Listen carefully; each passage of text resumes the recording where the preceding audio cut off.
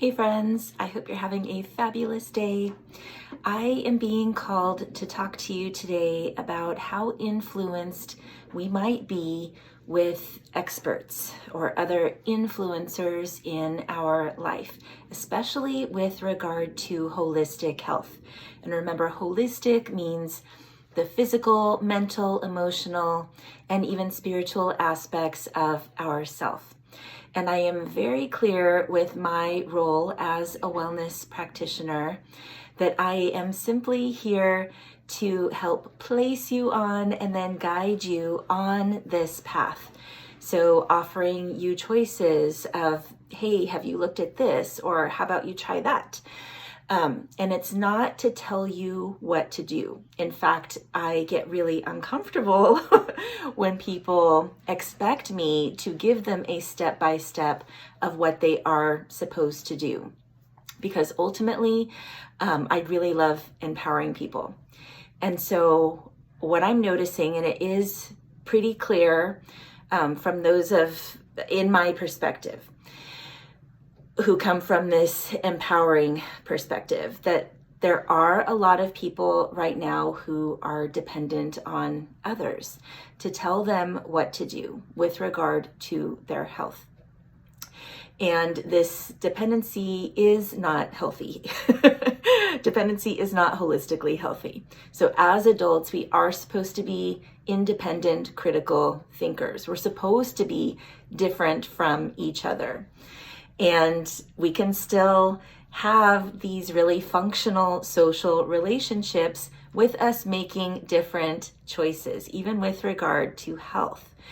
So when we are too dependent on others, these experts, and these could be the health experts that we are seeing are very tied to government and pharmaceutical companies.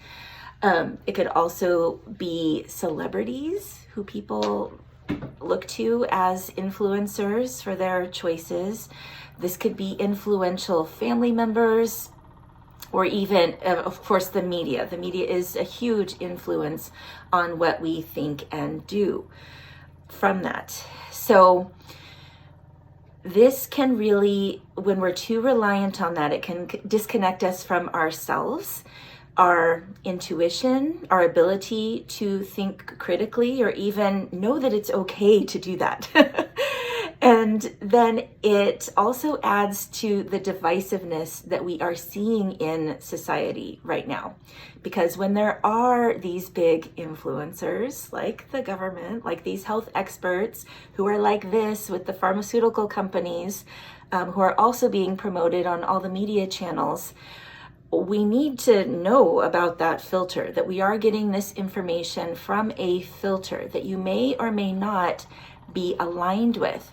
And if you are just taking what they say at face value and standing by that as your belief too, without questioning it, this popular stance is not necessarily a health stance. It may not make you healthy, and just because it's popular doesn't mean it's true. So when we stand in this self-righteous place of I'm on the side of truth or science, then it can be very divisive, because then we are shunning the people who have made different choices, or even the people who could really be helping you make better health choices.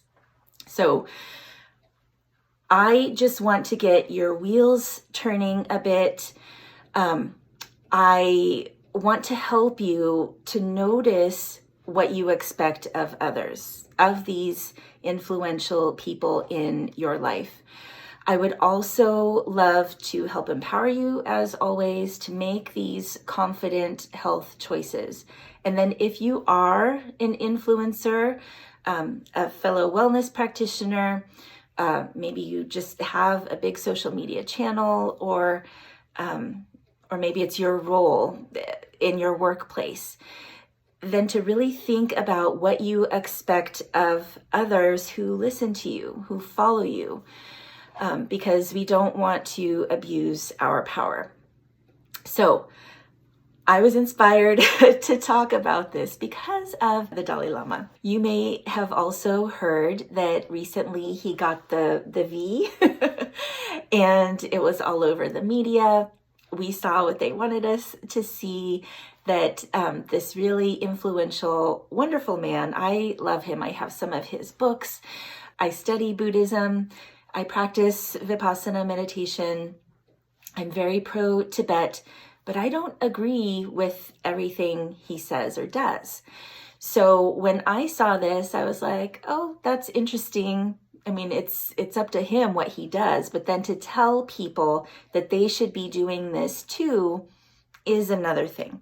So it was very interesting to see that some people were praising him, but some people were really upset that he was using his power to talk about something where it should be a personal choice. And to use his influence in this way is not really ethical. And then there are others like me who are just like, well, I like you, but I'm not taking health advice from you. So if you can, let's just take a moment to think about who is influencing your health choices. Is it a person? Is it a magazine? Is it a certain media outlet? Is it a political figure? And hopefully you are also someone who you are taking health advice from, that you just learn this information and you are doing what feels right. But it is, of course, okay when you are needing guidance to lean on someone else who has education about a subject. So who are those people or outlets that you are getting advice from? And then do you do everything they tell you to do, or are you comfortable making your own decisions? And this is important, especially with doctors in your life. Are you comfortable disagreeing with them? Are you comfortable having a conversation with them where you tell them that you disagree? Because I know many people who would say that's really disrespectful to talk to a doctor that way, or even to a family member that way. If there's someone who really has a lot of power over you that way, that is really interesting to question, because that power dynamic is not, I would say it's not healthy if you're not able to disagree with someone. And then also these people who are influential in your life, just think for a moment what standards you hold for them.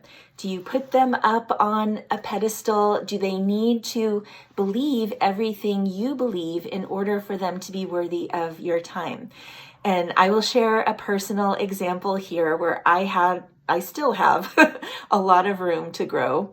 There's this couple who have a YouTube channel. This is Brett Weinstein and his wife, Heather, on the Dark Horse podcast. I don't remember Heather's last name. But anyway, I was watching their channel pretty religiously for a while. I really agreed with their politics, and they happen to be evolutionary biologists. So I love geeking out when they talk about biology. I studied biology too. That's my major. And all was well until they started talking about V's and talking about the people who were against it. And I just didn't like the tone and the assumptions that they were making about people and their choices. It was not accurate from my experience. I was still able to brush that off and continue watching until they did an episode where they were accusing licensed acupuncturists like me and chiropractors of practicing quackery. So I was pretty offended by that. I even unsubscribed from their channel and stewed for a bit. But then recently I saw that they were doing some interesting podcasts again, and I've started watching, and I have matured to the point where I could still take in their content and understand that they don't believe everything that I believe, and they still have value. So I don't accept everything that they talk about. I'm comfortable making my own decisions, having my own opinions, and yet I still love to take in their content. So consider that as well if you have something similar, a similar dynamic in your life right now. And then influencers, I just want to chat with you briefly because as I mentioned in the beginning, it's really easy when you're in this position of power, and it may not feel like power, but if you have a platform, you have a voice, we do need to be very careful with how we're showing up. We can still be showing people what we do, what we model, what we stand for, what we believe in, but telling them they need to be doing exactly what we're doing in order to be good people, spiritual, good Christians, I've heard too, have to believe a certain way, have a certain politics. That is not fair, and that is being self-righteous and, in my opinion, kind of arrogant. So it is possible to still stand by your beliefs and yet know that your followers, your patients, your clients have different values. We'll go back to the V. My clients, I'm pretty sure most of them know that I'm not taking it. I am pretty vocal.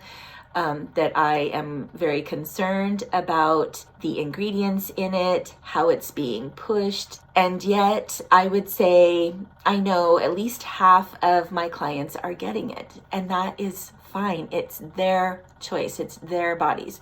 And I really respect that they can still see me as a practitioner and say, you know what, I still really respect Western medicine, and this is the best choice for me, for my age, for the certain circumstance. So let's not let our position get to our head and our heart thinking we know better than others. It is absolutely not true. And we want to support people with their choices so they can stay connected to themselves and really honor the guru within them.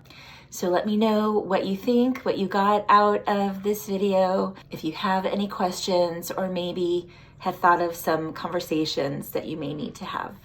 Much health and happiness to you, friend. Take care.